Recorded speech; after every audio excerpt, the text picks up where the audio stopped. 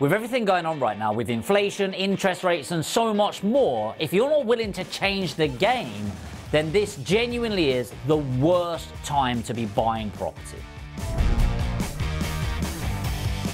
So let's jump into some dynamics of what started it all. COVID.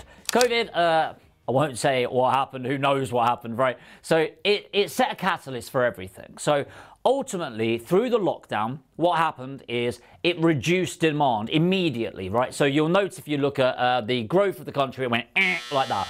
Now, people are like, oh my God, this is terrible. No, what do you think happens? If you own a shop and you close the shop, don't be shocked you're not making money when the shop is closed, right? So all this drama that was out there is ridiculous. But then what happened is also manufacturing stopped. So then you had 3 months of real demand building up, but no ability to spend it. And then the shop was open, and it's like all these people had been queuing outside, waiting to get in.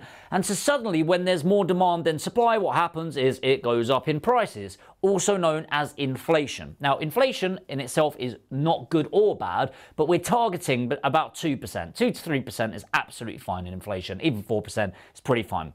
However, what we notice is double-digit inflation, okay? 10, 11, 12, 13% inflation. That means that your pound is worth 13% less in a year's time. Well, what did that cause? Well, obviously massive impacts around the world. Logistical issues. We had our bills going crazy, cost of living crisis going nuts. And there's only really one way of bringing that down, and that is interest rates. So why does that impact? Well, interest rates are a very deliberate move. Inflation isn't dictated by anyone, okay? So nobody goes, it's going to be 5% inflation today, but we do go 5% interest is going to be the base rate, okay? So what they do is they increase, this is the Bank of England, they increase the interest rates, and it makes it more expensive for everyone. Number one, because if you've got debts, which most businesses do to be able to grow, it makes it more expensive, therefore harder. And of course, if they make it harder for you to buy things like property, then it will slow down the demand, which we need in our country to get back to normal.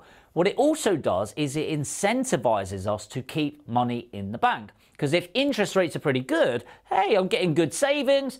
And in general, it works. If you look at the interest rates that have gone up, inflation's come down. So that's kind of a very short synopsis of what's happened. What's the impact? Well, the impact is it's fucking expensive. Like everything is fucking expensive, right? So buying a property is even more expensive. Let me give you an example. I've got a property that I own personally. So my home has about 260k worth of debt on it, something like that. At the moment, it's costing me about $1,100 a month.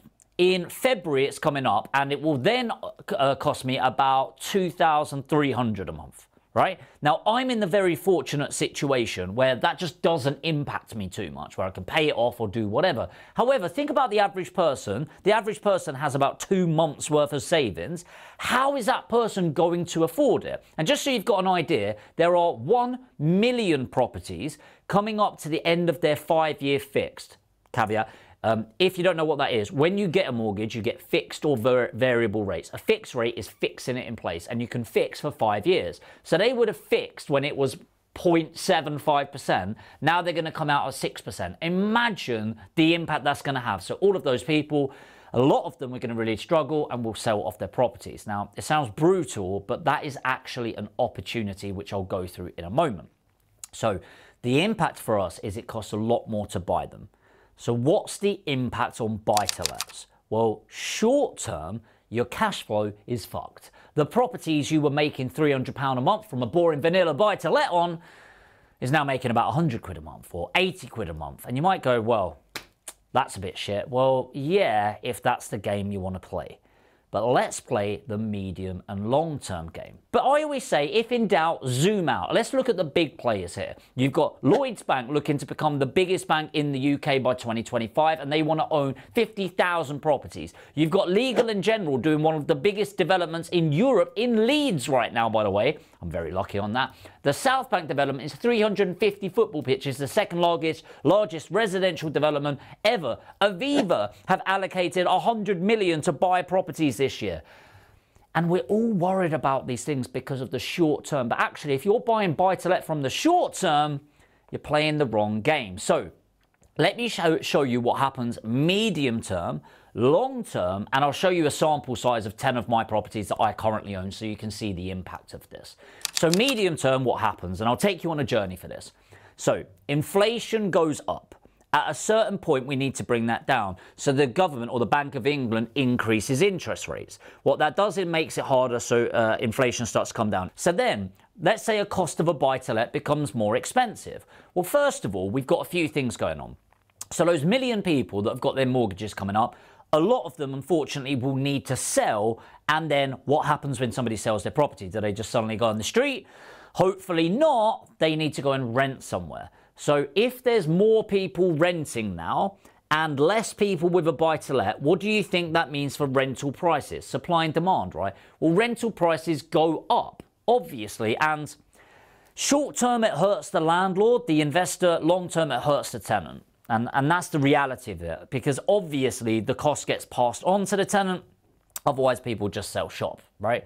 Which is happening, by the way. We had rentals that were £575, now renting at £750. It's crazy, and I genuinely feel bad for tenants. But of course, capitalism is at play.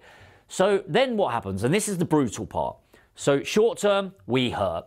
Medium terms, the tenant hurts, and we're now making the same, if not more, profit. But then inflation comes down, and then interest rates also come down. So our costs go down, so our profits are maximized. And the final piece of the straw is when interest rates do come down, what happens then in terms of buyers?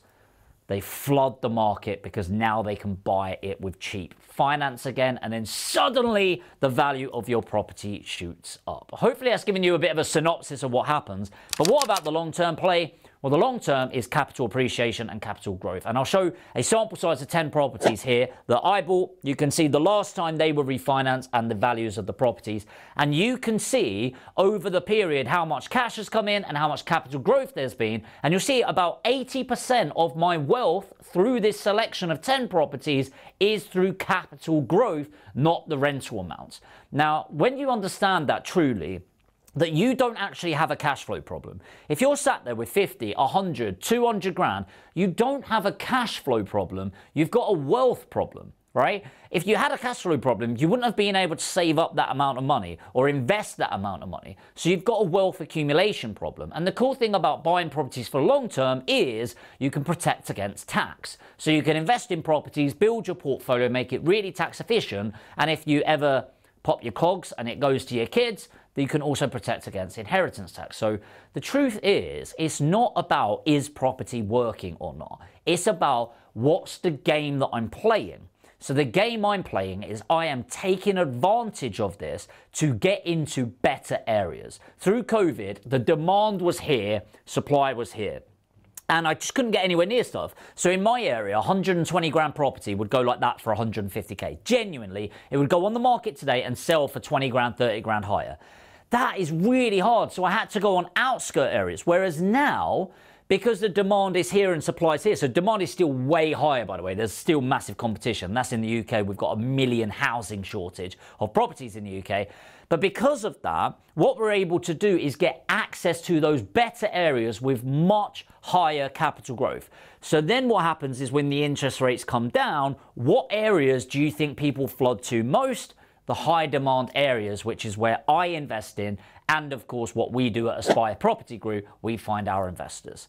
So that kind of came out as a bit ranty in today's video, but I really hope it's been valuable.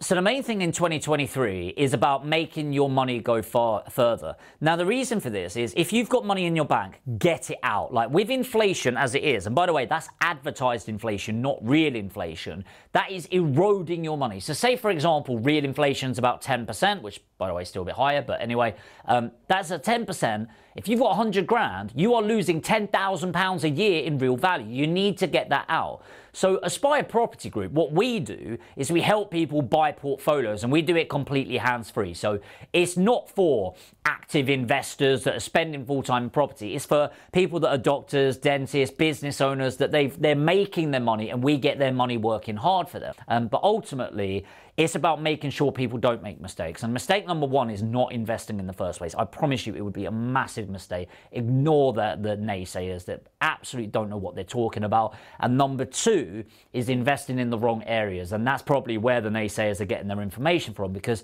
not every area of the UK is a great investment area. So look, if you want that guidance, if you want to invest in property, you're ready to take action now, you've got 50 grand, 100 grand or more to invest, but you don't have the time, you don't have the experience, and being brutal about it, you don't want to fuck up and get this wrong, then we can help you do that. So what you need to do is put APG in the comments now, or we'll put a link in the description and the comments and pin it to the top. Click on there, fill in your details, and what we'll do is a free one-to-one strategy session where we'll work out where you're at, where you want to get to, and how we can help you with your property portfolio.